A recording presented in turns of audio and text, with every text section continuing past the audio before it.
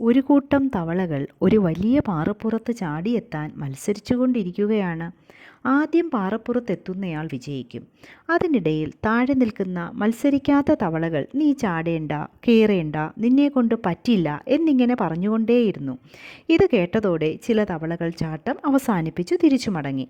കുറച്ച് തവളകൾ ശ്രമിച്ച് മറിഞ്ഞു വീണു.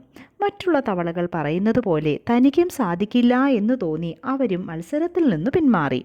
എന്നാൽ ഒരു തവള മാത്രം വീണ്ടും വീണ്ടും ചാടിക്കൊണ്ടേയിരുന്നു. എല്ലാ തവളകളും ഒന്നിച്ചു നിരുത്സാഹപ്പെടുത്തിയിട്ടും ഒടുവിൽ അത് പാറപ്പുറത്തെത്തി. വിജയിയായ ആ തവളയ്ക്ക് സമ്മാനം കൊടുക്കാൻ വന്ന ആൾ ചോദിച്ചു, എങ്ങനെയാണ് ഇത്രയും ആളുകൾ നിരുത്സാഹപ്പെടുത്തിയിട്ടും താങ്കൾ അതിനെ അതിജീവിച്ചത്? തവളയൊന്നും പറഞ്ഞില്ല.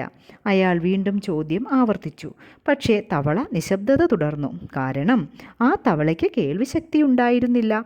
മറ്റു തവളകൾ തന്നെ പ്രോത്സാഹിപ്പിക്കുകയായിരിക്കും എന്നാണ് വിജയിച്ച ആ തവള കരുതിയിരിക്കുന്നത്.